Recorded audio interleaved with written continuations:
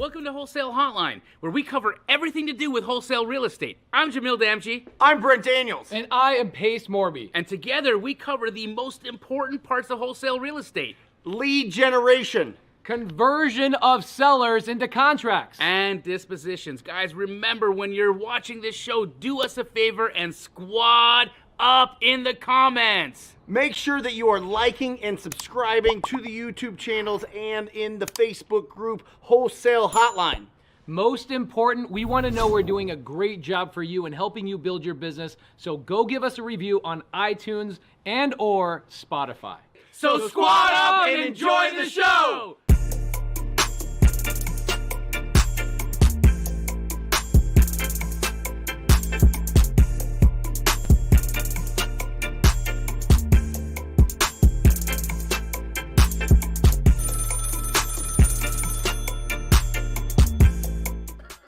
Guys, welcome to Wholesale Hotline. I want to open up this show by telling everybody a little bit about the bro code, okay? No. So here's the thing, is if you have a friend, okay, you have a friend, it doesn't matter if you like or dislike their girlfriend or their boyfriend, when they break up, should you ever talk crap about their ex? I didn't know this. Okay, so I've said some terrible things to friends of mine about the people that they broke up with.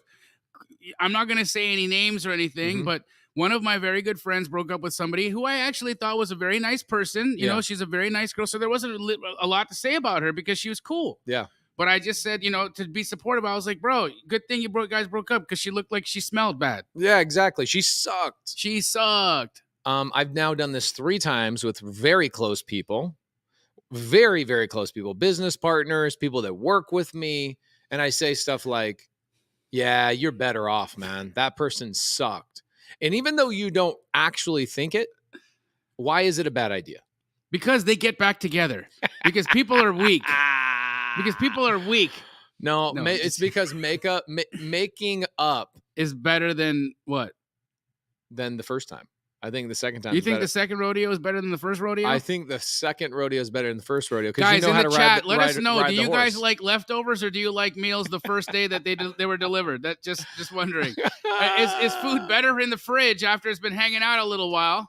Or good to see you, bro. You too. When was the last time I saw you? I mean, it's Montana, I think, was the last time we hung out, really. Yep, Montana. Now we're going to talk about the wholesale market. We're going to talk about some people in here have never gotten a deal before, so we're going to give you guys some good updates on how to get your first deal. I had a lot of people DM me today saying, Pace, how do I get started? Pace, where do I go? What's the first thing I should do? Mahmoud, do you remember the first time you asked that question? Okay.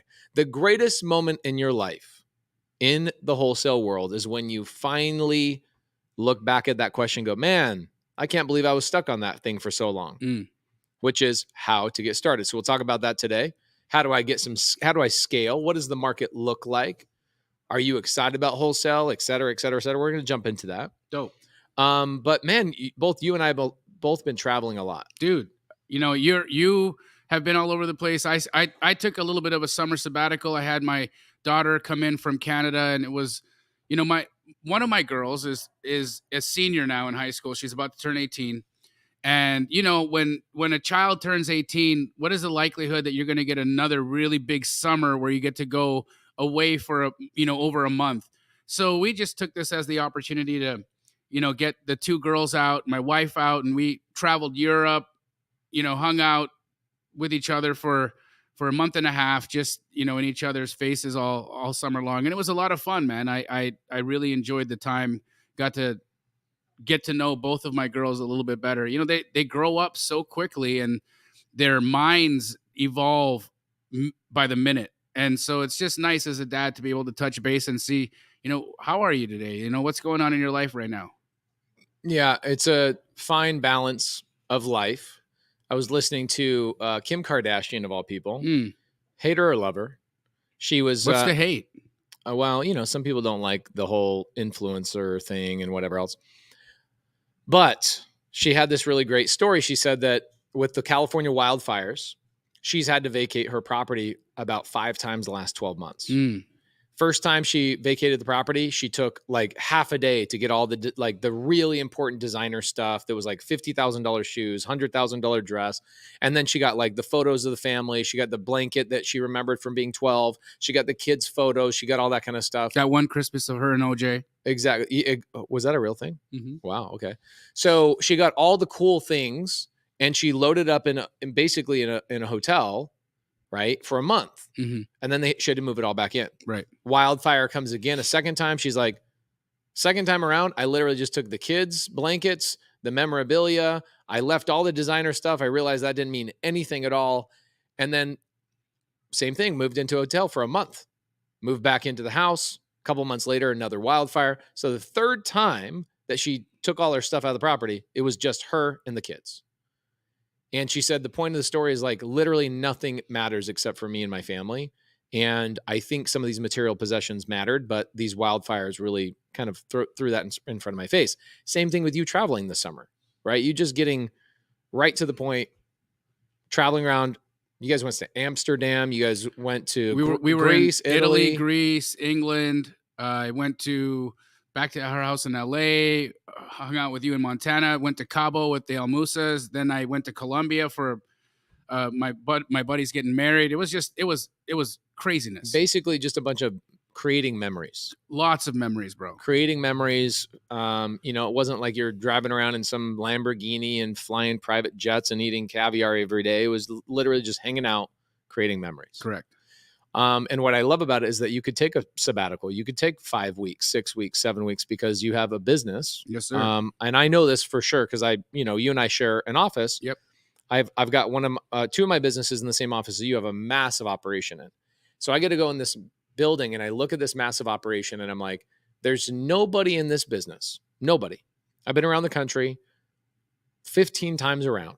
And I've never met one person that has anywhere near as close to a scaled operation as you do in wholesale. Thank you, bro. It's incredibly impressive. It's great. And so why is that important? It's important because this business really can create financial freedom, allow you to go, I'm going to take 6 weeks off if I want. Right. My version of that this year was going up to Montana and spending a month and a half on the road, visiting 4 national parks, living in the Airstream with my wife and kids, and just getting down to like the bare necessities of just living in a metal can. Right? How did you like that, by the way? Because I know you and Laura and the kids to be simple. You guys are not also the type that are like, we need all these bells and whistles and whatnot. And so like you guys can really all the time I've spent with you, I know that the only thing that you care about are your girls, Mm-hmm. right? Everything else can kind of fall by the wayside. But if you got Laura and your girls and Asher, that's all you need, right? Right. And so having that opportunity, being in the Airstream, how did you feel this summer, dude? Because you look like you were having the time of your life, and the girls look like they were having the time of their life. Laura's pregnant, Mm-hmm. and so how did that all work out? The dynamic of it with Laura being pregnant, having the 2 kids with you, 3 kids with you at some points. Is it something that you would say to yourself, I would do this for a year? Oh, yeah. This is the kind of lifestyle I prefer over like a homestead. What are your thoughts? Because for me, what you guys did all summer, that's a dream, dog. Yeah. It's we did it 3 years ago. You did it with us. You were in Malibu. Yes, till I died. Was it your ankle? Yeah, I broke my ankle there. Your ankle. 3 years ago we did it, and my regret for doing it then, I did it for 5 months straight at that time. My regret was that we were moving around too much. So this time around we were like, let's stay in each location a week. Got it. And so we really hung out. We did 4th of July up in Utah. I spent a lot of time with Steve Harwood from PCS, and did a ton of stuff with Jerry this summer because his family vacations up in Montana. And so I was able to mix work, because that's my fear. I operate actually out of fear. I don't even operate out of motivation. I am fearful of ever becoming something I don't want to be. And I don't want to say what that is right here because I don't want to hurt anybody's feelings, but I have a family member I don't want to be anything like. Got it. And I'm fearful of becoming that person. And so I'm always wanting to work because I'm basically running away from that fear, if that makes sense. And so I like intermingling work and pleasure. I can't it's hard for me to go, I'm taking 4 weeks off. Yeah. it's easy for me to go, I'm hanging out with Jamil in Montana, Jerry in Montana, Brent here, and, you know, Jerry in Puerto Rico. I just got back from Puerto Rico with Jerry. I'm working and also kind of having leisure.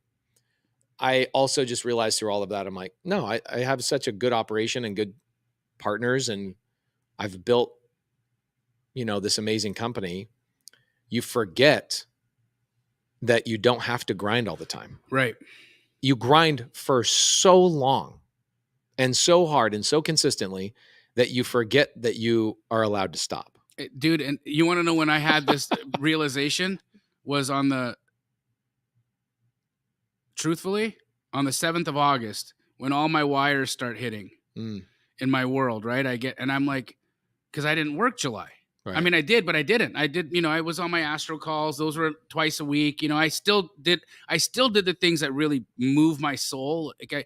Like you, when you're hanging with the Subto family, that moves your spirit, right? When I get to hang out with the Astro community, it moves my spirit. So it never feels like I'm working in fact, it feels like I'm doing something that fulfills me when I get to do those calls. So I don't consider it work, but everything else was gone, right? But the money still showed up. And I'm like, man, you know, this is phenomenal. And I actually had a moment where I looked at Nat and I said, is it time? For real. Yeah, it's an interesting conversation because I had dinner the other day in Puerto Rico with a young girl. She had just graduated Ivy League school, and she's 19 years old. And the problem with being 19 is you lack one thing. What's the one thing you guys lack? You guys are really young. What do you guys know what you lack? No. Patience. Pubic hair? You guys lack patience.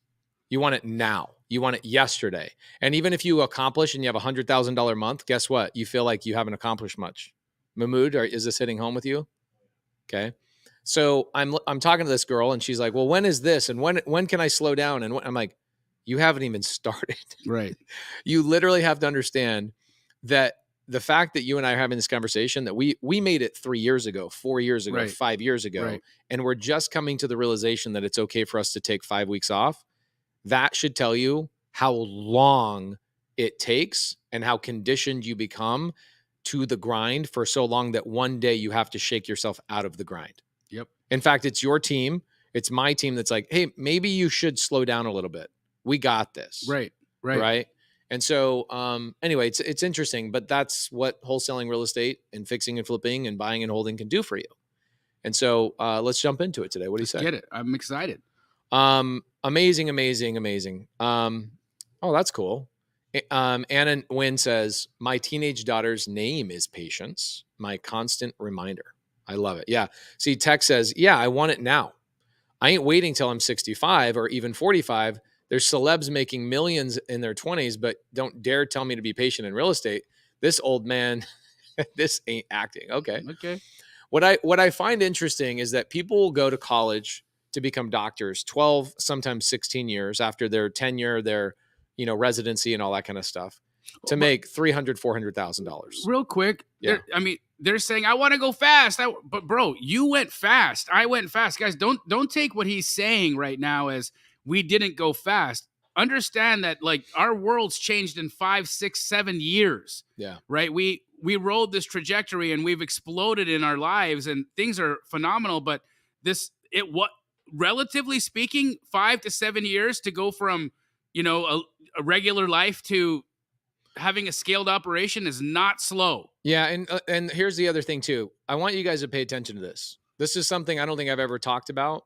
So I'll just be very blunt and open here. Take notes of this, you young whippersnappers. Because like for you guys, a lot of money is taking home 20 grand a month, right? Like if I could take 20 grand home a month, free and clear, I've paid all the bills, I've paid the marketing, and I could take 20 grand home a month. Is that not life-changing money for most people? Especially guys that don't even have facial hair, right?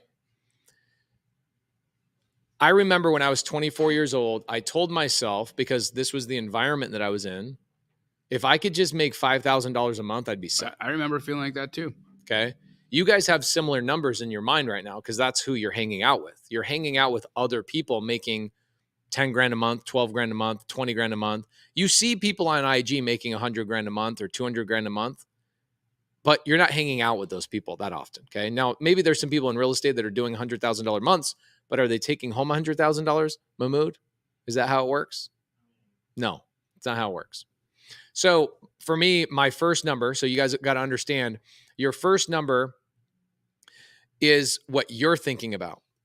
And when I say I'm still grinding, it's because my number has changed 50 different times over that process. Right. So I have hit these moments of success every 6 to 18 months, but now your viewpoint, your vantage point, the things you want in your life change and expand. And what you now know is a reality, and what is real for you, it's a possibility. You go, oh my gosh, my number's no longer 5 grand a month. My number's now 20 grand a month. And then very soon it's 100 grand. Yeah, 20. Well, I mean, look, bro, if you cleared $20,000 a month, you would barely pay your utilities. I could not afford my house payment on my house payment's 31 grand a month. Right. Yeah. Your utilities are 20. Yeah, my utilities would and like your upkeep and your landscaping, and that's Yeah. 20,000.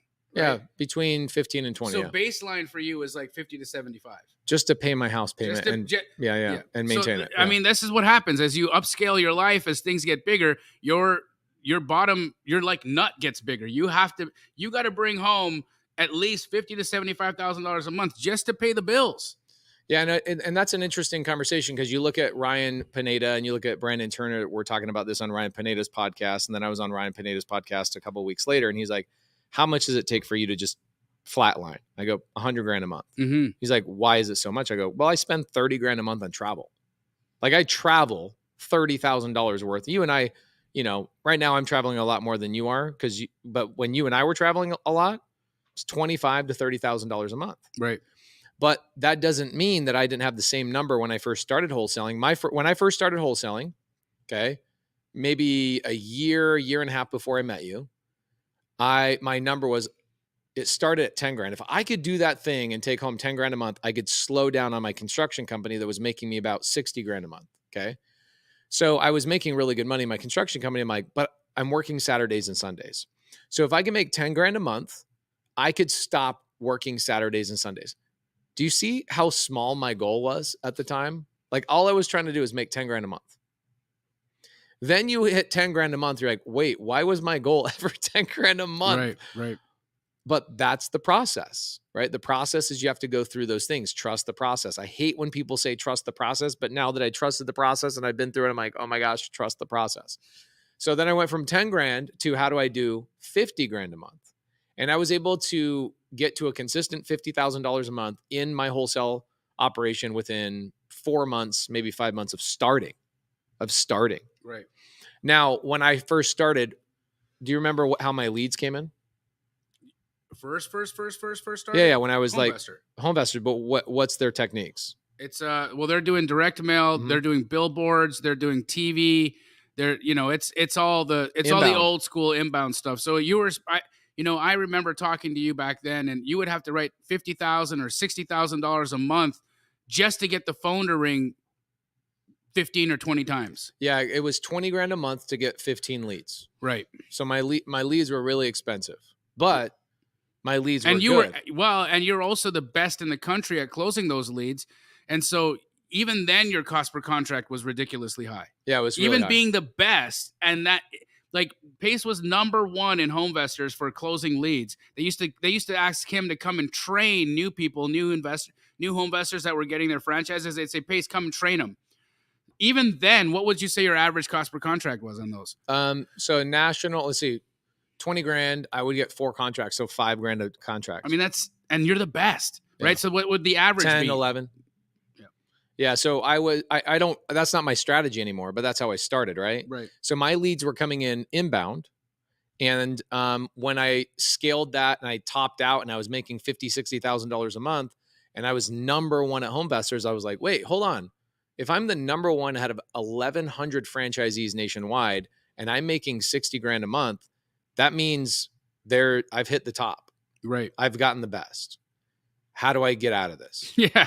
And I had to reinvent myself. Mm-hmm. I had to go, all right, I need to figure out how to do outbound calling. And this is the process. There's a process. You don't just go, all right, I'm learning wholesaling, and then tomorrow I'm going to hit $40,000 a month, and then you chill. That is not what happens in business. No. My point of bringing this all up is that as you make that 10 grand, 10 grand is no longer good enough for you. Every single person I've ever met who is a driven human being, when they hit 10 grand, 10 grand is no longer enough. Right. Because they realize, wait, if I can make 10 grand, I could definitely make 20. So they go to 20, and then lifestyle creep happens, which I actually think is a good thing. Mm-hmm. Why wouldn't you want lifestyle creep to happen? No, because listen, I don't want to be living the same way that I was living. I remember making $10,000 a month. I made $10,000 a month way longer than you did, way longer than Brent did. And I remember being at that meeting where we all got together. We were sitting actually in this office. Yeah, I remember that. Right. And I was talking to all my friends. I was running the nation's largest wholesale company, but I have a capital hoarder as a business partner. He loves to just hold money in the business account. And so we would only pay ourselves $10,000 a month. And I was doing well at $10,000 a month. I'm like, I drive a nice little Jeep Cherokee. I own a home. My wife, she has whatever she wants. I have whatever I want. You see me, I wear the same clothes all the time. So I'm like pretty simple, pretty easy. And then I'm sitting in this room talking to these guys, and like, I'm hearing from people taking home 180, and then $160,000 a month. And I'm like, take home? Yeah. You're going to take it home $160,000 a month? What am I doing wrong? Yeah. And I think that's when it, like, the light bulb switched, right? It's like, even when I've said this to you before, when I was talking to Grant, he went to negative in 2008. I went to negative in 2008. My goal coming out of 2008 was to make back the 12 million I lost, right? Okay. So it's 2023 right now. I got the 12 million I lost. I hit my goal. Well, Grant's goal, same time, his goal was $1 billion. Guess what? He hit the goal. Yeah, he's at 1.3 billion now. If I had just had a higher if I'd had a bigger target, I'd be on that bigger target right now. So this is, what you're saying right now makes all the sense, right? Yeah, but here's what I would say is that what accelerated, you'll see a lot of people doing wholesaling on their own, and I'll run into them. I ran into a guy in Richmond, Virginia a couple of nights ago. He's like, "Oh, I've been wholesaling for 15 years." And I'm like, "Bro, you must be crushing it. You must be crushing it." And he's like, "I do all right." I'm like, "What are you taking home?" He's like, "I'm taking about 40 grand home a month." I'm like, "All right." But for 15 years. Yeah, you should be making it. You should be taking home way more than that. Right. You should your cash flow alone from rentals and Airbnb should be $50,000, $60,000, $80,000 a month, right? Right. So when I got into the conversation with him, what was his biggest problem? His biggest problem is he wasn't running with a pack of wolves. He was a guy that was a solo wolf. Mm. And what happens when you're the solo wolf is that you don't know what the other possibilities are. You don't see what other people are doing. You're limited by your box. You're limited by your little box. So for him, 40 grand was cool, right? And then when, and people will say like, well, why is money so important? I'm like, when we were in Montana and we raised $550,000, I'll tell you why money is important. That was awesome. That was sick. 550 grand in 45 minutes. That was sick. Here's why money is so important. There was a woman that came up to me and she said, I just realized why money is so important and making money is so important. I'm like, really? Yeah. You're talking about Suzanne. Yeah. And she said, it's because there was a voice inside of me that was like, why can't I write a check right now to help this child enslavement situation, this charity we were raising money for? Why can't I just not even worry about writing a check for $100,000? I saw how much that weighed on her. Right. I was listening to her tell you about it. And it's like, she wasn't like, I wish I could have the Lamborghini. I wish I could have the mansion. I wish I could have these things. No, she literally had genuine sadness in herself, because she said, Pace, I want to be the person who writes the $10,000 check like that. I don't even have to think about it. When they say we're raising for, who's got 10,000? She says, I want to be the person who puts my hand up. When they say who's got 25,000? She said, I want to be the person who puts my hand up. Well, that's the spirit. That is the spirit that's going to get her there. Yeah. And this is the first time I've ever raised money by being on the stage, right? I'm always, you and I have been to a lot of fundraisers where we're the ones donating money. Correct. Okay. Large checks, small checks, whatever. I've never been on the stage looking at the audience that you're raising the capital from. And when I was on the stage in Montana, I was looking at the people that were like, I realized money is not money. I realize money is a tool, and I've figured out how to go and obtain more of that tool as quickly and as efficiently as possible, that I feel confident in giving money up and giving it freely because I'm so confident in my ability of making more. Then you saw the people in that room that are like, oh my gosh, please don't look at me. This is really uncomfortable. And even some of our own friends, like people, some of them I was kind of shocked at, like at how couldn't even put up $1,000. Couldn't, it was like, like, yeah. And almost only doing it because they felt the pressure of everybody else having donated. Right. So it's like an interesting thing to see that it, for some people that are wealthy, they still can't open up their capacity to be able to do that, but I think it also could be a relationship they have with money that's from a past life, right? Like money, there's a couple of things that are humongous, and this is good advice for people trying to get into this business. Couple of things. Number one, you'll never do this on your own. Okay. So the videos you're watching, the books you're reading, the seminars you're going to, they're all worthless. I'm going to tell you right now, they're all worthless. Even this podcast is worthless if you are not meeting people to be in close physical proximity of. You 3 dudes right here, you guys are all homies? Or is there a 4th one right here? Okay, 4 of you guys. It's way more fun when you got your friends with you, right? That's the number one secret to business right there. Okay. When I was trying to do everything on my own in my 20s, I hit a cap. When I started meeting people in this business, here's how fast it worked for me. I went from a guy making $400,000 a year in wholesale to then hanging out with people making $1 million a year in wholesale. And it took me about 6 months until I made $1 million a year in wholesale. Why? Because they're operating differently. They're more efficient. They're more tenacious. They're unapologetic about the way that they move. They ask different questions. They do different things. The conversation you're having at dinner with a guy making $200,000 a year is a different conversation you're having with a guy that makes $1 million a year. Okay. And so the second we got into these rooms, in fact, shout out to Brent. He's sick today. That's why he's not here. 5 years ago, Brent brought us all into this room, into this office before he owned it. Yep. He was a tenant in the building that he now owns. Right. Okay. That shows you Brent's growth. Mm-hmm. Brent says, I can't hang out with people that are not growing at least 25% every single quarter. He said, if you don't double your business every year, you're not invited to this room next year. So what he did is he says, I'm going to tell you guys how much I make a year. And now I want to hear how much everybody else in this room makes every year. If we're not openly talking about that as friends, then we can't be friends. And there was 8 of us in this room. Mm-hmm. Okay. 8 of us. Yeah. Okay. And what happens is how many of those 8 have gone to the heights of me, you, Brent? Probably 5. Maybe less? 3? But here's what happened. Brent invited us back the following year. Mm-hmm. And then the following year. Mm-hmm. And that room got very small very quickly. Small, very fast. Because what happens is you take 8 people. Are all 8 people going to be able to make the trek? No. So it's your job, guys, all 4 of you guys. I hope all 4 of you guys make it. It's your job, because I don't just make decisions for myself anymore. Jamil does not make decisions for himself anymore, right? You go to the Keegley office, Mahmoud, you've been there, right?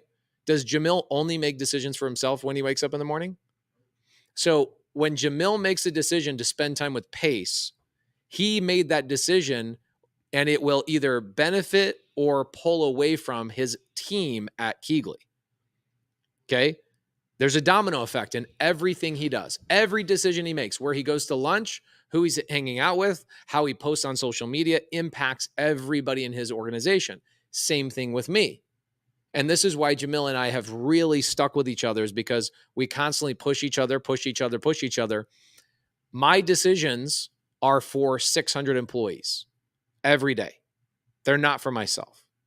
And I actually really am happy about that. I'm sure you're happy about that too. Big time. Because it holds you accountable. Keeps me responsible. Right. Because even then, funny enough, when I said to you, I looked at Nat and I said, is it time?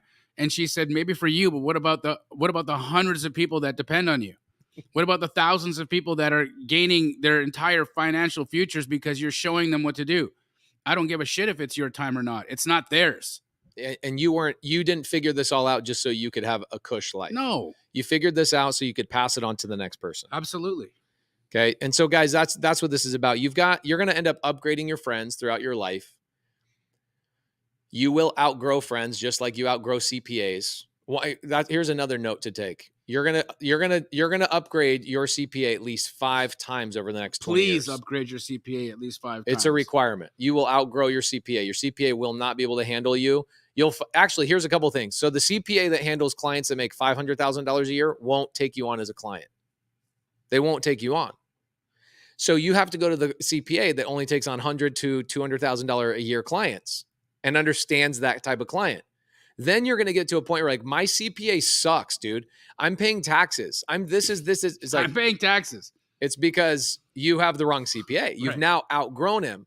So now you go back to that CPA at 500,000 that turned you down the first time. You go, hey, I've upgraded. I'm now worthy of your time. Well, guess what? You'll upgrade through that guy too, and upgrade through the next guy, and upgrade through the next guy. You will do the same thing with your friends, sadly. And it doesn't mean that your friends aren't amazing people. It means that you are making decisions for hundreds of people. You guys have hundreds of employees? The answer is not yet. Are there people today that are going to rely on you guys to make good decisions to bring in money into your company and to make good decisions of who you hang out with? They might not be in your purview. You can't see them yet, but I promise you the world is putting up a domino effect for them to be led into your life. Amen. And so the decisions you're making today are actually not for yourself. They're for future employees, future team members. Okay. The culture of Keighley is so phenomenal. And I don't know exactly what it is, but I'm going to assume it's that these people they just have an attitude of gratitude. They've been in other organizations. They now come into your organization. They realize what Josiah, Jamil, and Hunter put together for 5-7 years of a grind has created an ecosphere for them to thrive and that for them to make you got freaking Ronald and some of these guys in your organization making $40,000, $50,000, $60,000 a month without even having to be the owner of the company. Right. Insane. Which is great. It's so good. It is. I mean, it's like, I think if I had been in one of those situations where I was in a W-2 job that paid me 30 or 40 or 50K a month, would I have ever quit? Not likely, dude. No. There's no way I would have quit. I would have been like, I want this job for life. Right. This place is great. Can I sleep here? You know, I was in Virginia yesterday. We did a meetup, and in the meetup, we had Munif Saza and we had Love Francis, and they bring their beautiful child. Amazing. Okay. This is what's so cool. You guys have the craziest power of all time. When you work really hard and you make good decisions, you impact other people, and those people make decisions based on how you impacted them. Love Francis and Munif Saza meet inside of Subto.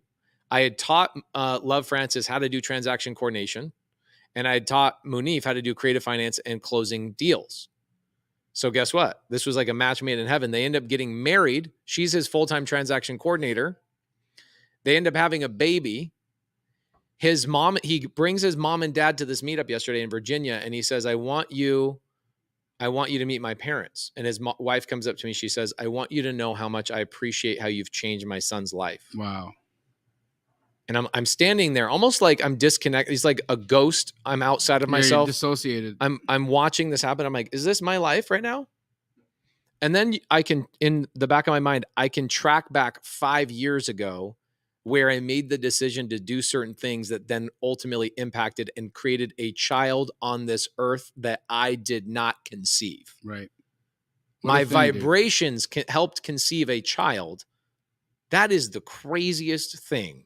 It's beautiful. From figuring out how to be efficient and consistent and make good decisions for other people, you will be able to create families or opportunities for people to go create families, I should say. And imagine the mind of that kid coming from parents like Munif and Love, right? Yeah. Who have been, learned from you, who are learning from others within the community, and then they're installing that operating system in their baby. Yeah.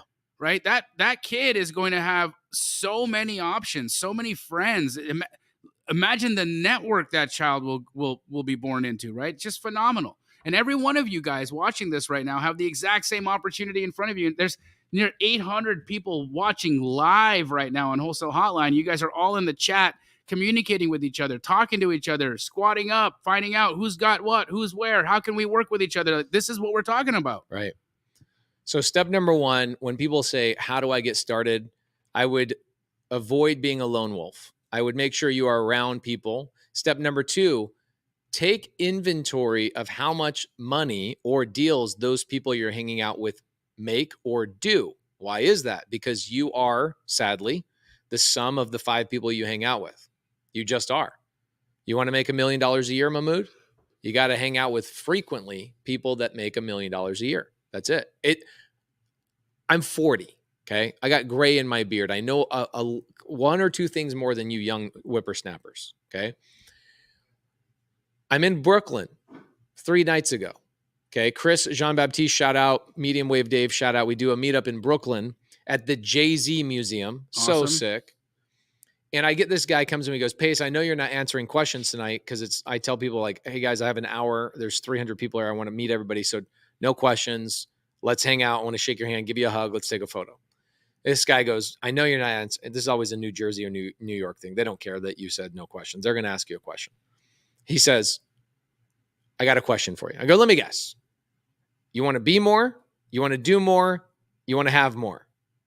Or some iteration of that. And he goes, yeah, I guess. I go, okay, what are you really good at?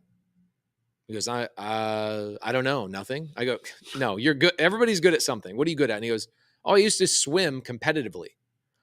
Amazing. Thank you so much. So did you learn all of that through a book? No. Did you learn all of that through video? A little bit. I was more inspired. Okay. Where did you learn? He goes, well, I used to take classes. I'm like, I'm going to challenge you that the people in your classes were teaching you more than the actual coach of that class ever taught you. It was the unspoken things that they were doing, the consistent actions they were doing, how they turned their hand in the water, how they did this, how they did that. You watched by being in proximity next to that person. Exactly. And he goes, oh my gosh, yeah, you're right. And then I go to the next person and I ask them the same thing. And I go, I bet you learned more from the other people in the room than you did from the person teaching. And they go, yeah. And I go, the teacher's job is to create an ecosphere, an environment for people to learn together and collaborate and to create community. That's the teacher's job. And I go, why is it that everybody thinks that it's any different in real estate? Right. Why is it that you think you can learn this on your own? You can't. Right. You cannot learn this on your own. You need to be in physical proximity of other people.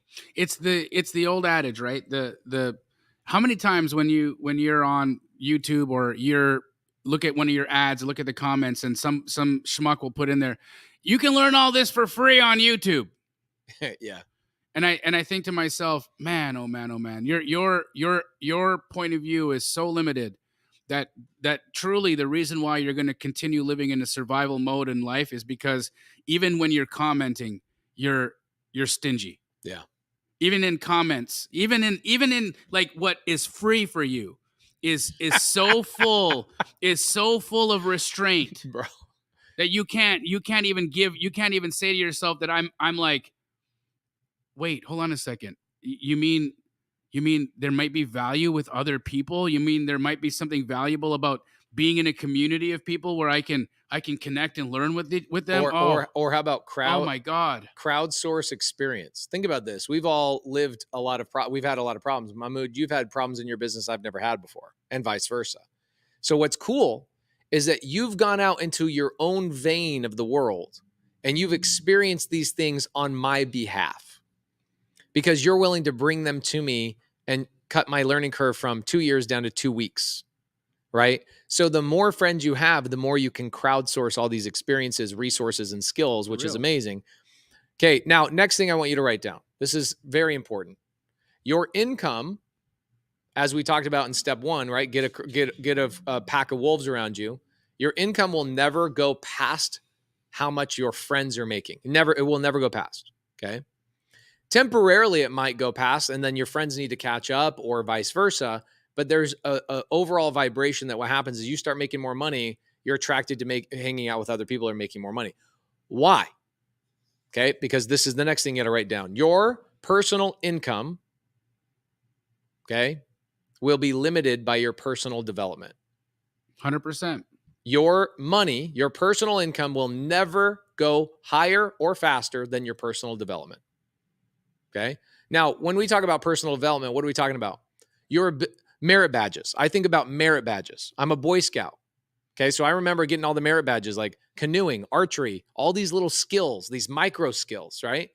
When you're wholesaling, Jamil, what are a couple of little micro skills you have to learn? Like how to talk to an agent. Interpersonal skills, right? You have to be able to not rub people the wrong way. You have to understand how to extract from somebody the truth of what they're trying to actually, you got to extract meaning without saying too much. You need to be able to read between the lines.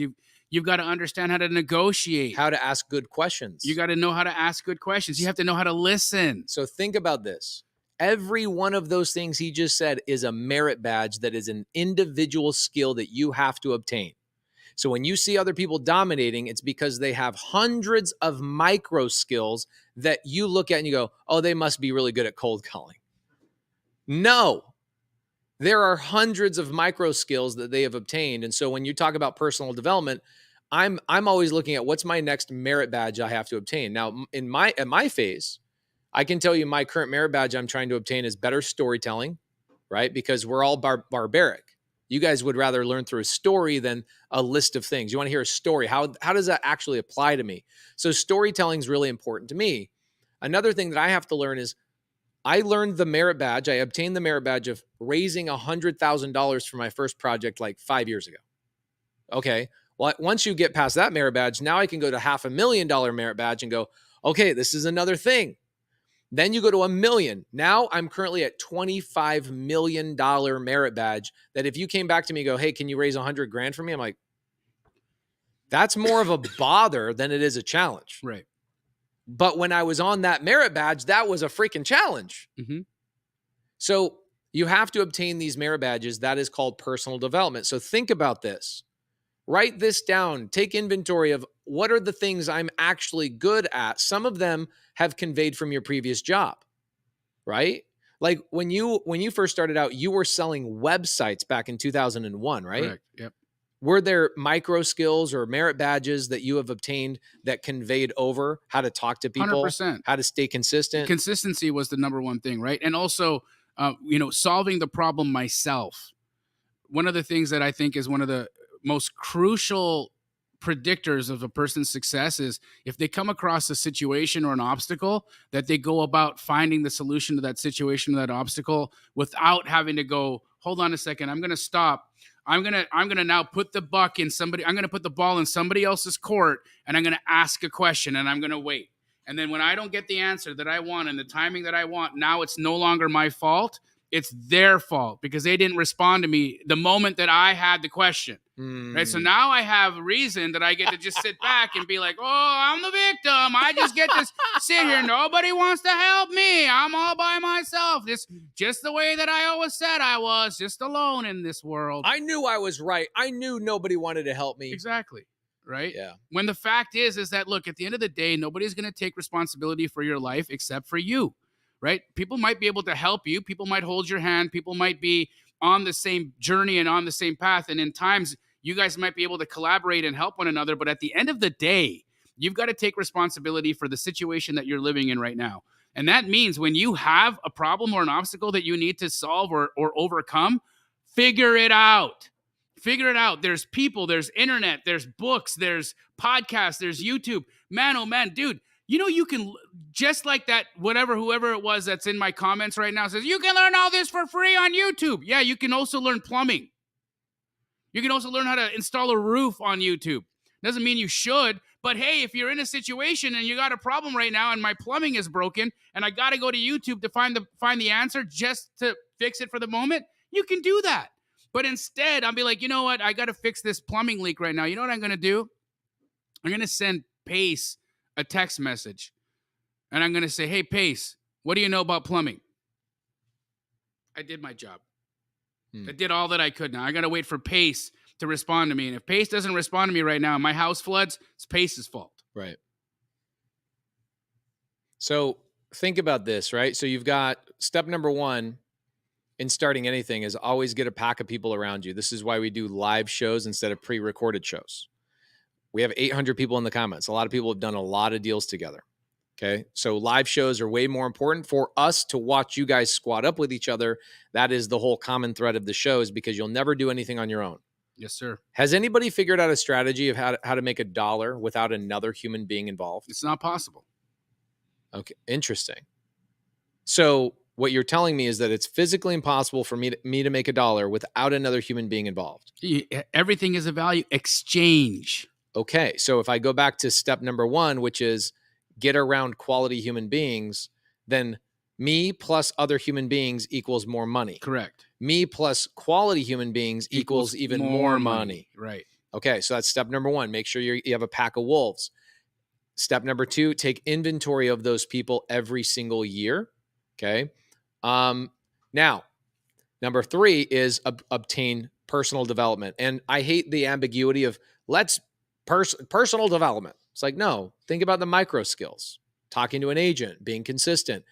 I would say some of the most important skills that you could obtain are how to lead other people, how to overcome your fear of hiring people. That's going to be your guys' next. Some of you guys right here are deathly afraid of hiring somebody. Deathly afraid of hiring somebody. Anybody in here? Raise your hand if you are. I was that guy. Okay. And I'm not talking about virtual assistants, bro. That's like you can click 3 buttons and hire somebody. Another human being that's like in your office. Okay. Are you guys already overcome that one? You have. Okay. So you just chose not to raise your hand. Okay, cool. Oh, what's that? I'm not scared. You're not there yet. Okay. Love that. Okay. I love that. Mahmoud, when you started hiring people and getting teams and stuff like that, was that not a big fear? In the beginning, right? So you had to overcome that that fear. The next thing is this is a scary thing. Your current personal development will attract the quality of team members that you have on your team. So when you start saying stuff like, my team sucks, I can't find good people, it is 100% a reflection on you. That's something I learned 6 months ago. Because I would complain about, we'll put a job out. Okay. We put jobs out on the internet and we're just getting low quality applications.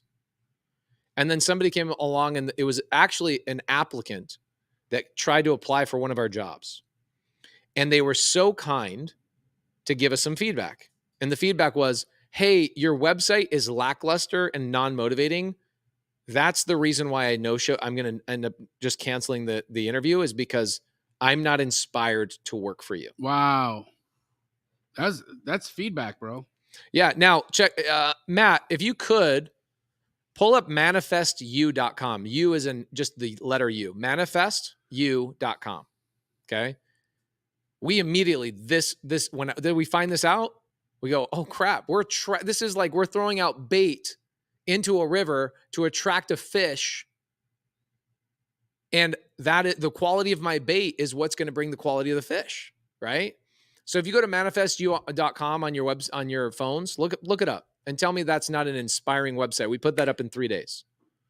Guess what? We found the best quality human beings we've ever found in like a week once that website was put up. Now, instead of them saying, hey, we're hiring an HR director, or we're hiring a this, or we're hiring a that, we're saying, this is the name of the company. These are the people leading it. Here's a visual blah, blah, blah of our company. Are you guys on that webpage? Is it pretty sick? In 2 seconds, you're like, I would work for these people. Interesting, isn't it? But beforehand, no joke, I'm 40 years old, bro.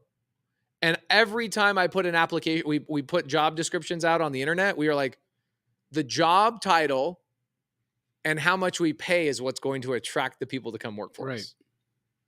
Oh my gosh. Oh my gosh. Okay. I'm in the process of hiring somebody, a personal assistant, to just help out with stuff around the house. And I'm talking about 15 people.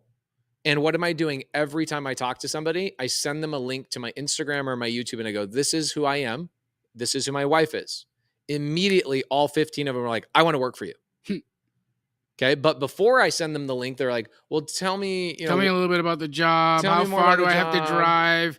Can I leave early on Tuesdays? Cause I like to play with my friends. Yeah. They're basically saying, sell me on working for you. Sell me on taking my life and dedicating it to your company. That's what they're saying. And dude, I'm telling you, I did not realize this until 6 months ago. I just was like, well, you're lucky. I'm giving you a job. Some low level mindset, right? It is though. Because you're not lucky to give them a job. In fact, when you have quality people, you're as an employer, you're lucky to have them. That is very, very, very true. Right? I mean, look for instance, Emily, right? Oh my, she's amazing. I love Emily. She did a great job working on my team for so long. Right now, she's in the last week of her situation with me. Yeah, her and her husband are going full-time wholesale. She's like, it's not my fault. You're such a great teacher. You taught my husband how to wholesale. He's making so much money now. I don't really need your job anymore. Wow. And I think to myself, for a moment it stung, right? I was like, crap, what am I going to do without Emily? And then I thought, oh my goodness, this is so good. Like I was able to be a part of their story so that they can go off and do incredible things, right? But even on the last days, even in her last days, she's showing up.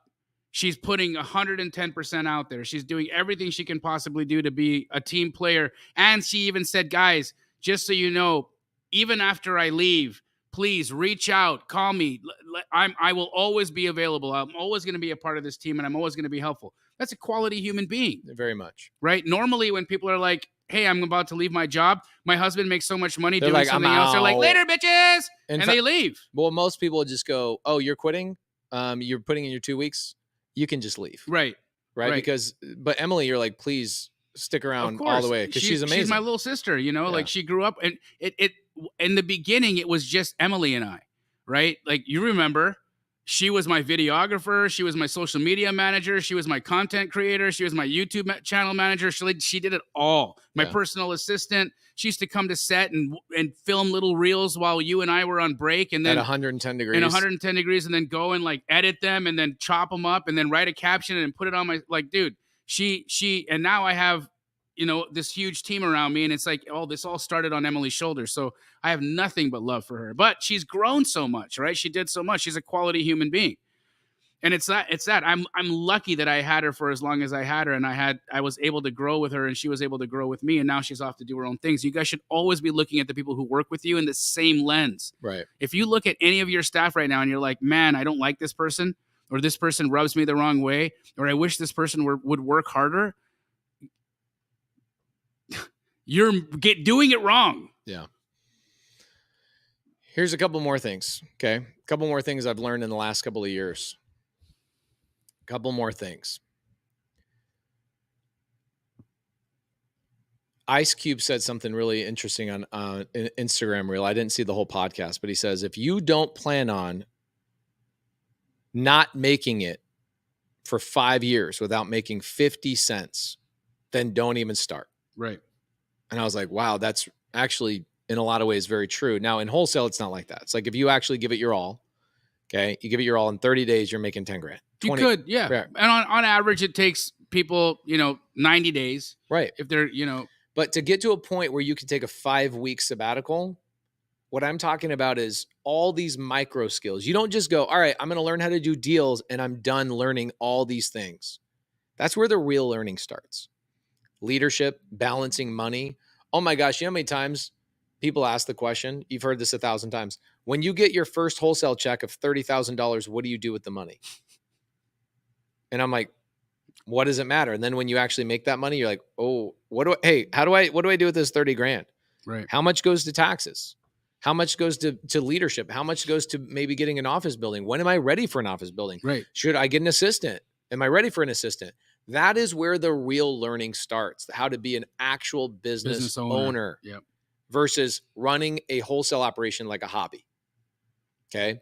And now you can scale, and now you get a steady paycheck. Now, at one point, you can go into the office. This is guys, I'm not lying to you. This happens all the time. I go into Jamil's office with him.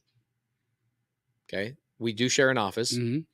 And I go in there with you, and somebody came up to me and Jamil the other day. We knocked on the glass door because neither one of us have a key. Have a key to get in. I mean, guys, there's 200 employees. This is a big operation. We walk in, and the guy that opens the door, he says, do you work here?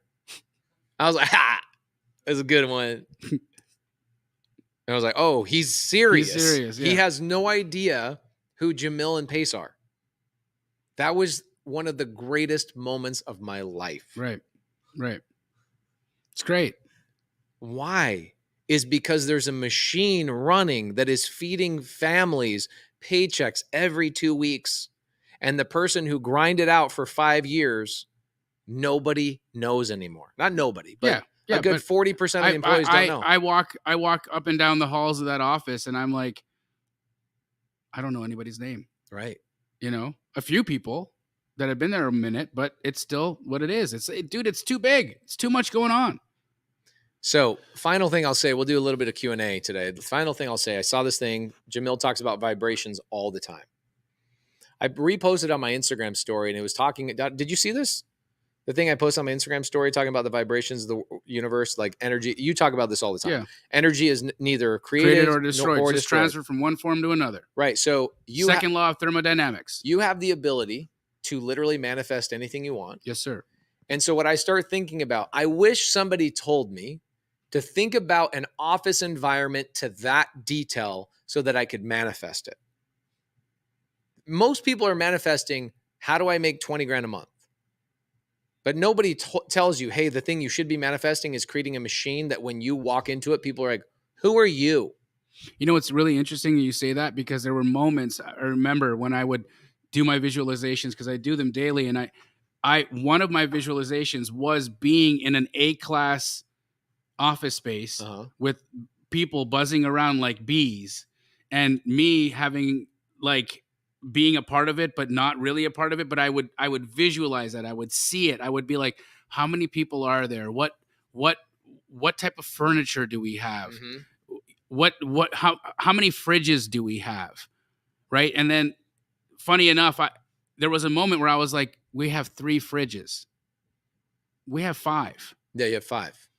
Right. Yeah. But again, even to the fact of knowing that you have multiple fridges, because that's how big you want the office to be, that one fridge isn't going to be enough to fit all the people's food. You're going to need more than one. You're going to need 3. And then the reality, what the universe and what God actually gives you isn't 3, it's 5. Yes. Because you live in an abundant world, not in one where your little mind can think of what your gifts or what your rewards in life will be. And this is why going in, doing an office tour of somebody's office is so important, is because it shows you the things that you should be manifesting. Amen. Right? Like Ken McElroy, who we had on as a guest a couple months ago. Yes. I go into his office and he's showing me this person's job, this person's job, this person's job. And he shows me a position in his company that is the director of philanthropy. And when you told me that, dude, I was like, her full-time job, he pays her like 300 grand a year to do this, is to give away $1 million a month. That's her full-time job. Director of philanthropy. Think about manifesting something that big and that specific. I got 5 fridges because there's so many people that have lunch. People have to write their names on lunch bags at my office. This is what Jamil's telling himself. I want a director of philanthropy that we're making so much money that now the purpose that we built this company can actually be to give money away, giving away $1 million a month away. Yeah. He actually recruited the head of philanthropy from Arizona State University. He went down there and was like, I want to hire you. How much are they paying you? Great, I'll pay you double. Come work for me full time. That's all her entire job. On her office door, it says Director of Philanthropy. Now you're talking and thinking big enough. So you have to reverse engineer. This is the last thing I'll say to you. You have to reverse engineer. So think about this. Is being a billionaire the goal, or is being worthy of having $1 billion the goal? I don't care about the money. I care about the fact that I've provided so much value and I've led people and I've done things and I've hung out with the right people that $1 billion found its way through vibrations into my bank account. Yes. So, Paige, you want to be a billionaire? No, I want to be somebody worthy of $1 billion. And so you have to reverse engineer. Who are they hanging out with? What are they doing? How many fridges do they have in their office? Right? Legit. Yeah. You have to reverse engineer. And that is what you've done such a good job of when you're visualizing and talking about these things. You're like, oh, I want 3 fridges. Remember when we went to 10X, you and I, oh my gosh. you think about this, right? I don't know how many years ago it was, but Pace and I had a goal to talk on the 10X stage. So what do you think we did? We bought a ticket to 10X. We flew there. We sat in the audience and we said, what does this room feel like? What does this room vibrate like? What are the people like on the stage? What is it? What is this whole thing? What is the energy of this room? Because we can't walk through a door we've never felt before. We've never seen before. Correct. And there we go. You know, it wasn't very long before we were walking through that door, and not only through that door, but past it. Now, this goes back into number one. All of this is going to take longer than you think it's going to take. It will. And it's either going to be a horrible drain on you, or it's going to be so exhilarating and so fun. And going back to number one, the only difference between it being exhilarating and fun and laborious and making you want to quit is the people you're hanging out with. And I tell this story all the time. 6th grade, hanging out every Friday. Okay. My buddies and I, school lunch was $1.50 back then. Okay. This is back when your parents would give you cash for school lunch, right? So my parents would give me $1.50 every single day for school lunch.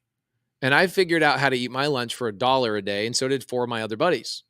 So by the end of the week, we all had $2.50 left over that we could go and walk down from North Ogden Elementary. You can look this up on Google Maps, down to 7-Eleven. It's about a quarter mile walk, or about a half a mile walk for 6th graders. And we would talk about movies. We talk about, for this one, the movie Friday came out. Oh my gosh, bro. As a 6th grader, I had that movie memorized. So good. So good. And all my friends would play the parts. We would be like, oh, you're Debo. I'll be you're the dad. You're the this. And we would play all the parts and we would make fun of each other. That's not what he says. And you're walking all the way down from the elementary down to 7-Eleven. And what did we always get? We always got a ruby red squirt, which frequently they're running out of. Like sometimes one of our buddies didn't get a ruby red squirt because there's like 5 of us buying them all at the same time. And they were out. It was like right when ruby red squirt became the new thing. Mm-hmm. And then we would get penny candies like lemon heads and other things. Man, I sound old as shit. Even the fact that you said penny candies. I know. They became a nickel, you know that. Yeah, right? I know. So, man, that was like the payoff. The payoff was the ruby red squirt and the lemon heads. And then, you know, we would end the day by walking each other home. And, you know, people would kind of fall off because it'd be like, okay, Tyler lived the closest. Right. And then Pace was 3rd. So I'd peel off and then the other 2 friends would go off. Right. And it would just kind of walk each other home every single Friday. This wasn't every day. This was only Friday. It was like a treat. Man, I look forward to that ruby red squirt every single Friday. And one Friday, Tyler, Anthony, my other buddies, they had a soccer tournament. I wasn't a soccer guy. So guess what? Their parents took them out of school. They had a 3-day weekend. They went down to Las Vegas to play in a club soccer thing, right? I was like, hell yeah. I'm guaranteed to get a ruby red squirt.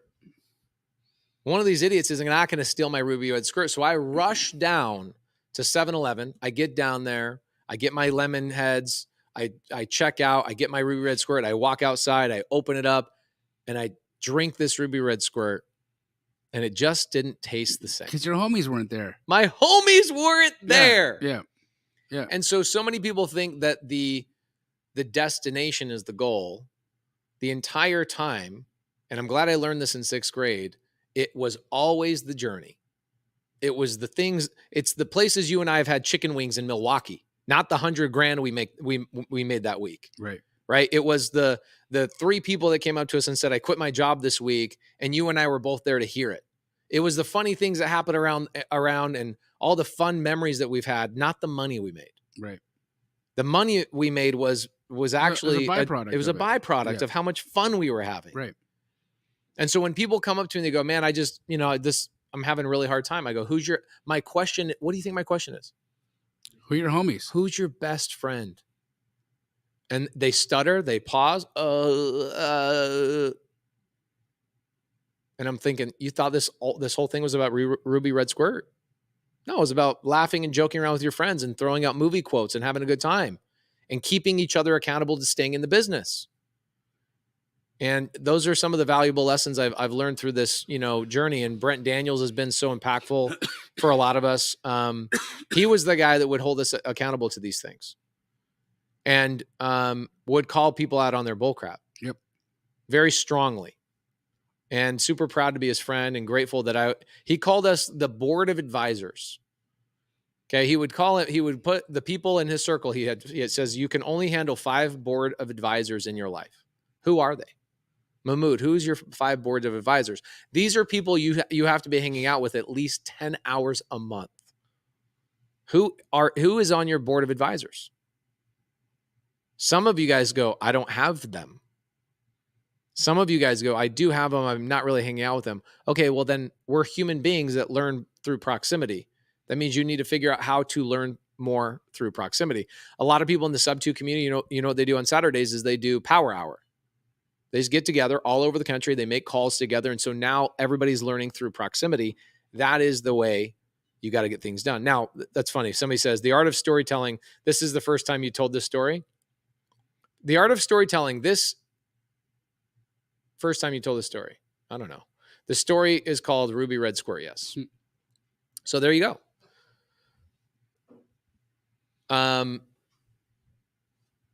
Anything you want to add to any of that?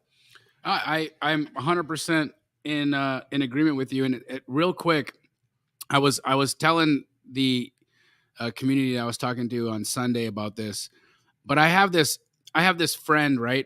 I have this friend group from growing up. And this is, back in the day when I was around the thugs and the Wildcats, right? And many of them did some time, right? They got into trouble and they had their worlds kind of turned upside down. And a few of them have reached out after we've all become grown-ups and had things gone. And they've been like, hey, Jamil, we've seen you on television, da-da-da. Can you help us? Can you show us a thing or two on how we can improve our lives? And some of them have asked that question. Can you show us something on how we can improve our lives? And I did, right? I taught them about wholesale. I taught them what they needed to do. And now both of them are gone on to create businesses where they're making a couple $100,000, $100,000 here, 25 grand here, 50 grand over here. And they're like, dude, this is life-changing for us. Thank you so much. I have another friend from the same crew who reaches out. And when I say, hey, I'm happy to teach you something, no, I don't want you to show me nothing. Just give me money. I just need some money. Just send me some money. Hey, man, send me some money. And it's like every freaking time this guy sends me a message, it's like, hey, bro, what's going on? Send me some money. Hey, dude, what's going on? Hey, man, nice. Hey, how you doing? You look great on IG today. Send me some money. Hey, can you send me some money? Send me some money. I'm like, dude, I don't even like hearing from this dude. Now, when can I send him money? Of course I can. But first and foremost, it's like this guy pops up when I'm on holiday, when I'm taking a shit, whatever. It's like the most inopportune time. This guy's like, hi, send me some money. And it's like, you're that person that I don't want to hear from anymore because I already know what you want. And it's all about you. You don't care to help yourself. You just want something from me. And then I was saying, it's interesting because, I was meditating the other day and I'm in this state and all of a sudden I start to feel like something's about to happen. Right? No. Something's about to happen. And like, I sense it. I feel it. I get this like bright lights are going and I'm like, oh my goodness, wow, it's going to happen. And then right then in my head, I'm like, think of all the knowledge I'm going to get, all the people I'm going to meet, all the money I'm going to make. Oh my God, this is so whap. I get sucked right back into my body. And I'm like, well, that sucked. What happened? What did I do? Like, oh, I get it. Just like that guy is to me, like just pops up when he needs something. I'm doing the same thing to God in my own prayers because I'm just popping up when I need something. Hey, I'm here. Can give me something. Where's my reward? Where's my tokens? Where's my winnings? Where's my treasure? It's the same thing that this guy's doing to me. I'm doing about my own life, right? So it's that step back. It's like, no, this isn't about the treasure. This isn't about the enlightenment. This isn't about me sending you the money. This is about what the frick are you doing for the sake of doing it? And it's just like that in our business. If you're spending time making the calls because you enjoy helping people, talking to people, solving problems, being a part of their situation, then that is the reward. You might get a check as a byproduct of it, but do it for the sake of doing it, not because you're going to get the check. Again, it's about the journey. Are you finding the things that give you joy? It's one of the reasons why your business model and my business model are so dramatically different, because something gives you different levels of joy than gives me. I love talking to sellers directly. I love talking to people who are in foreclosure. I love having to overturn every single rock to find their problem. Whereas when you're talking to an agent, which is Jamil's main business model, or you and I are probably flip-flop. I'm probably 80% direct to seller, 20%. Yeah, and I've brought in direct seller into my world, but I'm 80% agent, 20% direct seller. Right, and it all works. Yes, sir. And this is why you and I are such a good yin and yang, is because we bring and we polar do different things, right? But it gives me joy and it gives you joy, right? Correct. So I show up and I'm like, oh my gosh, I'm so addicted to just talking to these people all day long. I love it. You can't get me off the phone, right? And so I would give people some advice. People are having a hard time getting on the phones. Number one, step one, go back to step one. Hang out with people in close proximity that are doing things bigger than you. Sit next to them while they're making the calls. I had Marlon Johnson. Ironically, I saw him in the airport this morning. He's one of my first students 3.5 years ago. He joins, lives in Brooklyn at the time. What's so cool about a good mentorship, by the way, Mahmoud, you didn't just learn wholesale from Jamil. You learned mindset. You learned how to be a better friend. You learned leadership.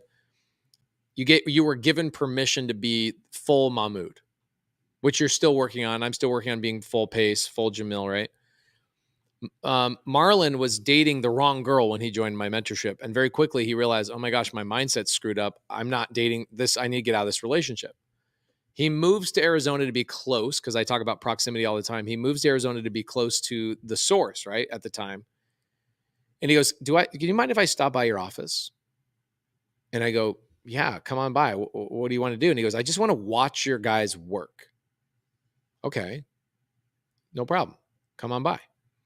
Well, he watches. He's there for 9 hours, watching my acquisition guys work all day long. What do you think was the number one thing that he took away after 9 hours of watching my guys be on the phone all day long? What was the number one thing you would say? Just first thing comes to your mind. Oh, that's good. They enjoy it. That wasn't it, but that's part of it. Any thought? I'll cut to the chase because we have a short amount of time. He says, I was blown away by how many times your guys heard the word no. I've been told that you're going to hear no a lot in this business. But as I watched your guys make the calls all day long, I then counted up all the no's they got. Okay, 72 no's. It was 72 no's in one day, and we got one contract that day. Okay, one contract. He says, here's what I took away. Everybody was having so much fun because it was 3 acquisition guys making fun of each other, saying, oh my gosh, you sounded like an idiot on that call. Oh my gosh. They're calling each other names. They're having a good time. They figured out how to find joy amidst something that requires a little bit of monotony and consistency. Yes. And at the end of the day, they gamified it. They gamified it with each other. Pack of wolves, right? Step one. So if you find yourself being one of these people who are lacking consistency, get around other human beings, get around the vibration. It's one of the reasons why I enjoy live Zooms rather than pre-recorded content, because you get that vibration of other human beings in the Zoom chat and all that kind of stuff, right? So he said, it was just so interesting. He says, thank you for this. Thank you. I was blown away. I was like, this is my question. I was like, did you learn anything today? He's like, so much. But it came down to one thing. I was like, what? And he goes, they love to hear the word no. I was like, I don't know. They love it. He goes, no. They love making fun of each other. They love, critiquing each other, giving each other pieces, anecdotal information about, oh, last time I had a lady say no to me about that, I said this in rebuttal. And the guy was, oh, that was really good. That was really good. That was really good. Sped up all the learning. And then at the end of the day, you get one contract. That was the only thing they could talk about. And they wrote the number $40,000 on the board because our dispo manager said, we could make 40 grand on that. That's all they ended up talking about at the end of the day. It was like, look what we did today. Right. And we had a fun time through the process. So think about that for the people that are having a hard time making the calls. Is there a business you ever run into that doesn't require people talking to other people? No, there's no business that doesn't require you to interact in some level with others, whether it be, even if you have a digital product that you sell that you don't actually have to sell, they just click on it and they buy it. At some point there was a conversation that needed to be had where you set that up. anything that you do is going to require your collaboration with other people. It's just the way human society works. We are a social animal. That means that we don't survive alone. We can't survive alone. We need one another in order to be the best versions of ourselves. We're not the best version of ourselves by ourselves. We're the best versions of ourselves in relation to other people. Yeah. What makes me better? How I respond or how I react to a situation next time. But something has to happen in order for me to grow. Right. I can't just be here and be like, hey, guess what, guys? I'm zen as fuck. That's How do we know that? That's a t-shirt. Right? Yeah. You gotta make me mad to see how I'm gonna be. Did I grow or did I not? Everything that you label is in relation to something else. Check this out. So Eduardo Lopez says, where is the best place to learn wholesale? Now, it's interesting. I wish I could bring Eduardo up here and chat with him, but that tells you a lot. He don't know who the hell I am. Okay. He's new. He's brand new, right? He's brand new. He's coming in. Where do I learn wholesale? He's on Wholesale Hotline. People don't like going back and watching pre-recorded podcasts. Right. They don't like going back and going, okay, this is my learning moment. I got to take the notes. I got to apply it in an isolated chamber by myself. Again, Eduardo, the best place to learn anything is in near or close proximity of another human being. That's it.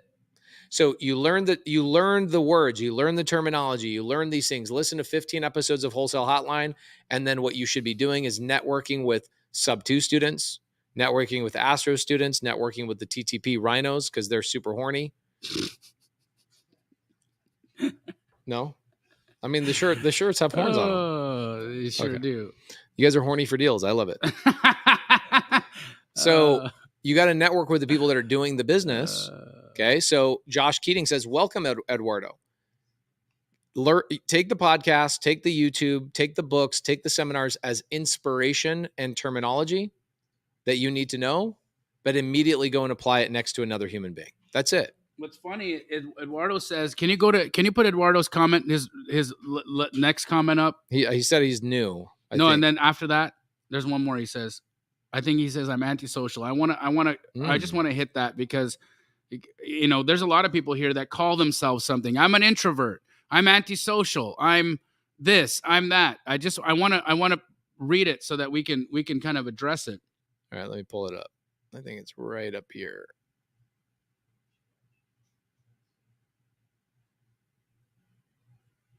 Okay. But I'm antisocial. I'm very bad with socializing. Okay, Eduardo, I agree that this is the label you've given yourself is you are antisocial. You're bad at socializing. That's your label. And guess what? You will be that as long as you continue labeling yourself that. If you continue calling yourself antisocial, you're going to be antisocial. If you keep labeling yourself an introvert, you're going to be an introvert. If you keep labeling yourself bad at something, you will never be good at that thing. But I'll tell you this, Eduardo, if you change just the label, just the way you thought of yourself and say, you know what? I am a human being, so I'm social. That is, you cannot get around that. I'm a human being, so I am social. I enjoy talking to people. I enjoy making connections. You will start to enjoy talking to people, making connections, and being social with people. It's the label right now that you're creating. It's this invisible structure that you're not going to be able to get out. You're literally a mime in a glass box. But you could get out of that if you just said to yourself, hey, I'm not this label. I'm something else. I'm something different. I can create a new label for myself, and I can be a different version tomorrow if I so choose. But Eduardo, you will continue to be the thing that you call yourself. That's just the way that life works, bro. Sorry to say it, but that's what it is. That is very true. I also write something down frequently. I'll write it down on a piece of paper. I want you guys to write this down. It's an interesting thing. Think about this frequently. Every 3 months, 6 months, 9 months, 12 months. Think about this.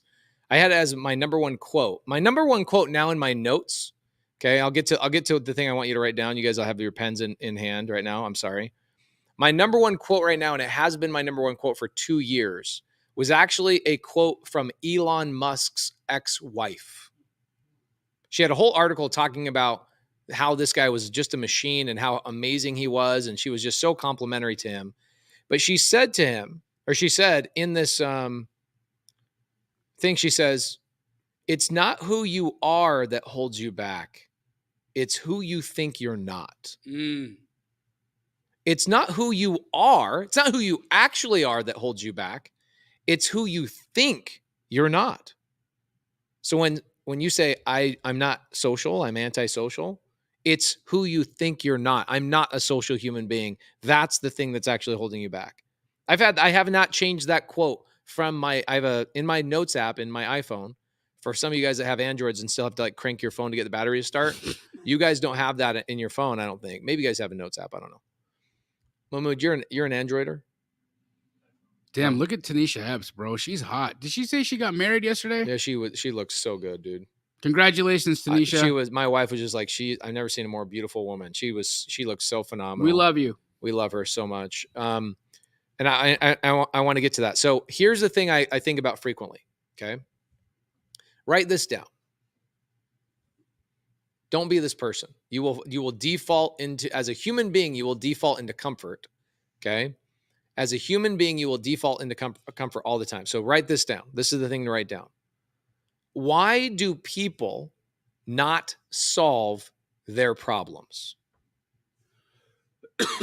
Why do people not solve their problems? That's a question you got to ask yourself. So you'll run into people. They're the same person 6 months ago that they are today, 6 years ago that they are today. Why do they not solve their problems? The answer is very clear. If they solved their problem, then they would no longer have anything to complain about. Their identity would be gone. Don't act like we haven't all been in that exact situation. Okay, so you got to stop and think and ask yourself that every 6 months, 9 months. What are the things you are not fixing in your life? Is it your health? Is it working out? Is it your food? Is it the way you treat your wife? Is it for some of the men that are married in here? I'm a victim of this as well. I would make here's some transparency. I would make a justification for not taking my wife on a weekly date because I'd say, well, I'm going to make more money on Friday than, blah, blah, blah, blah, blah. I can go on a date in 2 or 3 weeks. And then my wife, we would have what my wife calls inventory. We go on a date 3 or 4 weeks later and I'd say, anything I can do better. She asked the same question, anything I can do better. And my wife's answer is always, I want to go on more dates. Okay. And I wouldn't fix that. And then it dawned on me, I'm like, I need something to hold me accountable. I need to hire a full-time person, not a full-time person, but probably 4 hours a day to just buy myself some time that I can make sure that the things that I'm stressed out about are being handled so that 3-4 hours a day, I'm with my kids, I'm with my wife, and business is being solved. Right. But what I would do is I would complain. And I would complain about the imbalance of life. Oh, woe is me, the imbalance. It's so hard to be a father and a this and a that and a blah. Do you know how much a full-time person costs to do all the laundry, all the cleaning, et cetera in your house? Yes, because I have a house manager. Okay. I know exactly how much she costs. Yours might be more than mine because mine only comes once a week. Mine comes 3 times a week. Okay, yours is more than mine. What do you think it would cost? Yeah. No. 1 day a week. They're doing all your laundry. Putting things away. $300 a day, bro. $300 a day. Okay, my girl is $1,800 a month. Do you know how much time she saves me and my wife on a weekly basis? Like, I would say she saves us 15 hours a week. Think about that. Okay, here's the problem. Here's another problem. Why are you not delegating? Ask yourself this question. Why are you not delegating? This was one of the biggest smacks right into my freaking dome I've ever had in my life when I figured this out. This was like, I asked myself this question, right? And I'm going to give you the answer. And the answer is so simple, but I'm going to tell you why you're not delegating and why you're not scaling, okay? Go back to the same question. The question is, why do people not solve their problems? Well, because if they solve their problems, they wouldn't have anything to complain about. So, okay, that's a problem. So I ask myself this question. I go, what are some things I need to work on? What are some things I need to work on? Delegation. Why am I not delegating? If I had an extra 4 hours a day in my life right now, The reason why people don't delegate that 4 hours is because they can't figure out what to do with the new 4 hours they just delegated. Which goes back to number one.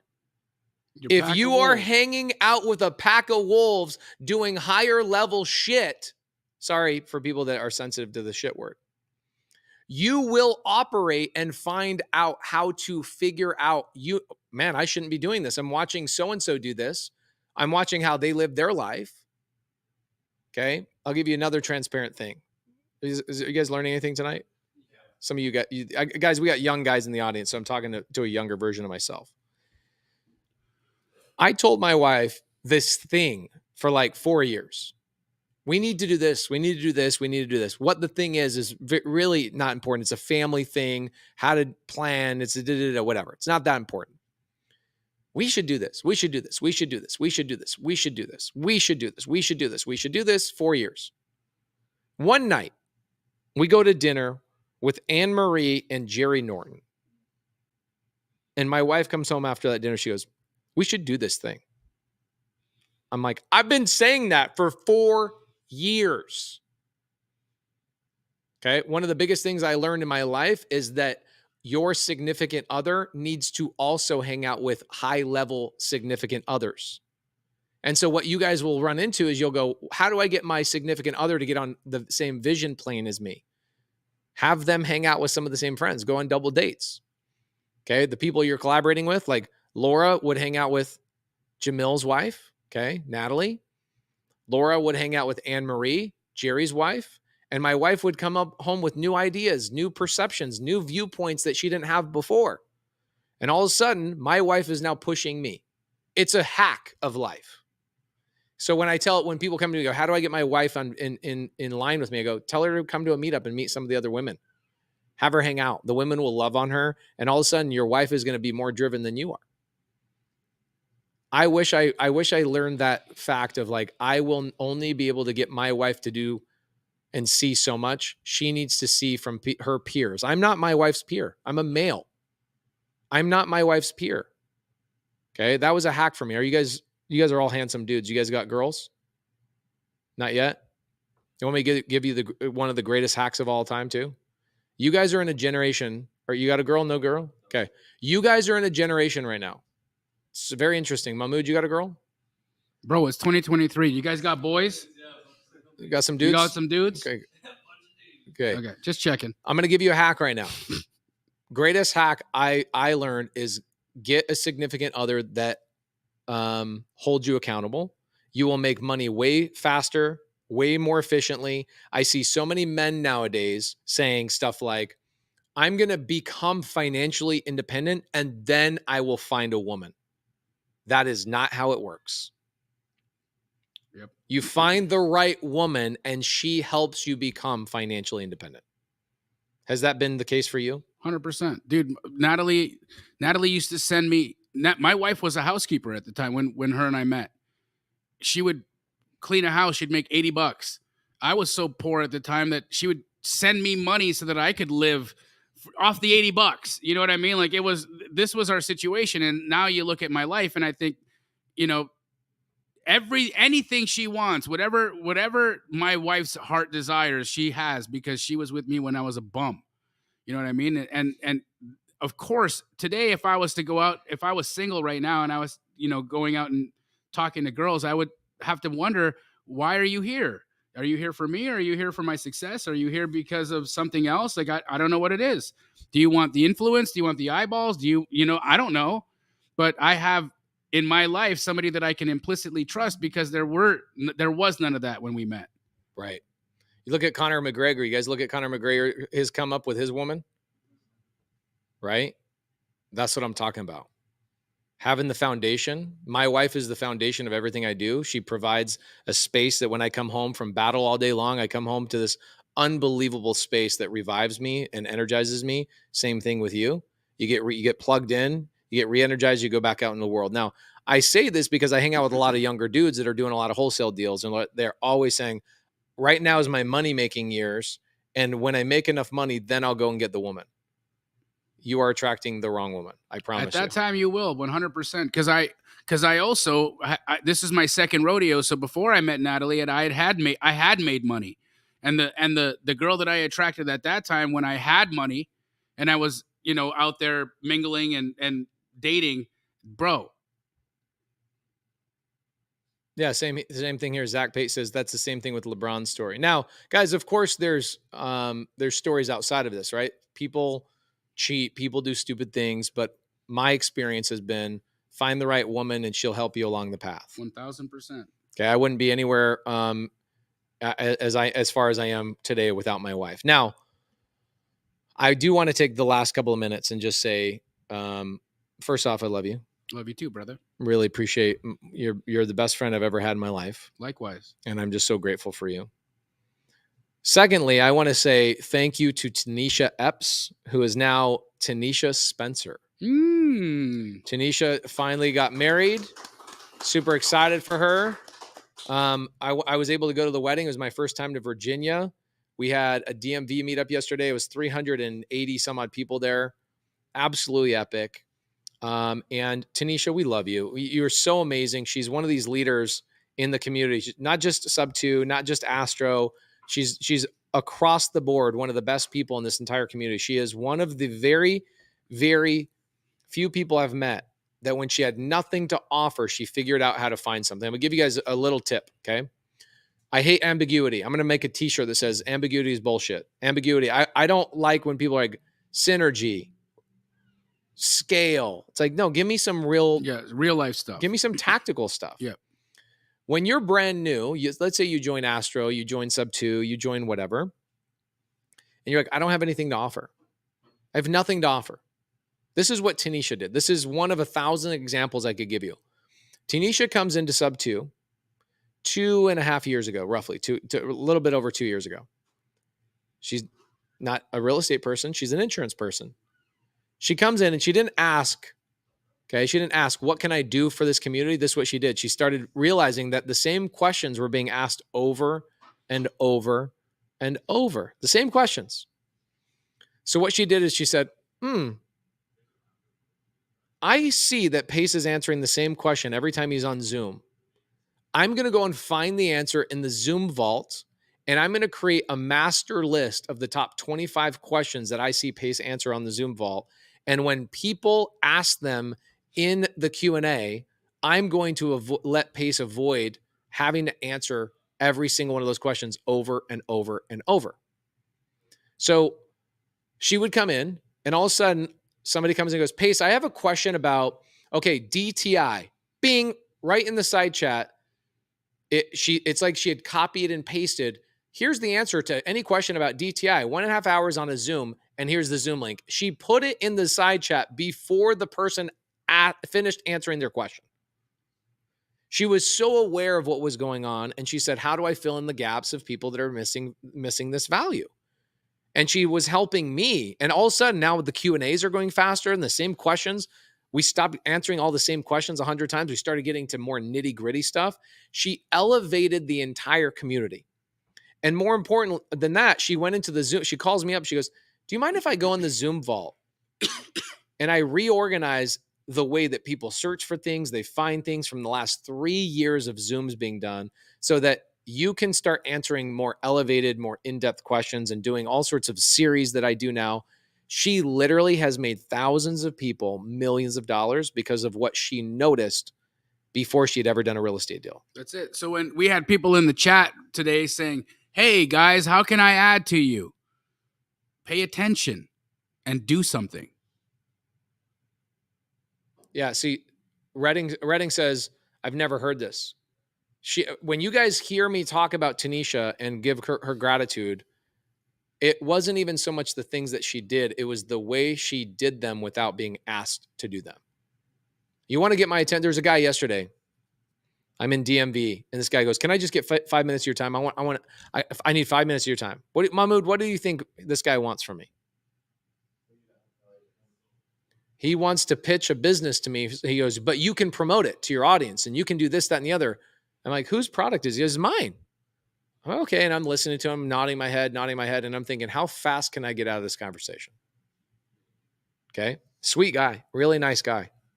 But the first interaction he has with me is pitching me something. Mm-hmm. My first interaction and the 100 interactions I had with Tanisha after I first met her was always about her watching what I was doing and figuring out how do I fill in the gaps of what this guy is doing. I see he's on a mission. How can I be a part of that mission? She never asked me once how she could provide value for me. She just did it. She noticed and she did it. Yep. That's it. Okay. So we went long tonight, 5 minutes long. I apologize. We should have done some Q&A. We didn't do any Q&A. It's all good, dude. You haven't been on Wholesale Hotline for a minute, so it was just great to hear from you and be able to see you. There's a lot of folks that missed you. So, guys, if you love Pace, give him some love in the chat. Everybody send Brent some healing vibes. The guy's got a sore throat today, so we'll let you off the hook, Brent. But we'll be back next week again for another Wholesale Hotline. What number was this one, bro? This is 184. God, We're nearing 4 years of doing this. my goodness. Yeah, 4 years. That's My pretty goodness. amazing. Yeah. Wholesale Hotline number 184. We out. We out. Or just say squat up. So squat up and enjoy the show. Yeah. Yeah. Okay. 1, 2, 3. So squat up and enjoy the show. What are you doing? I didn't say nothing. Why? I don't know. Okay. So squat up and enjoy the show. Cool. I think we should use the one where Jamil does.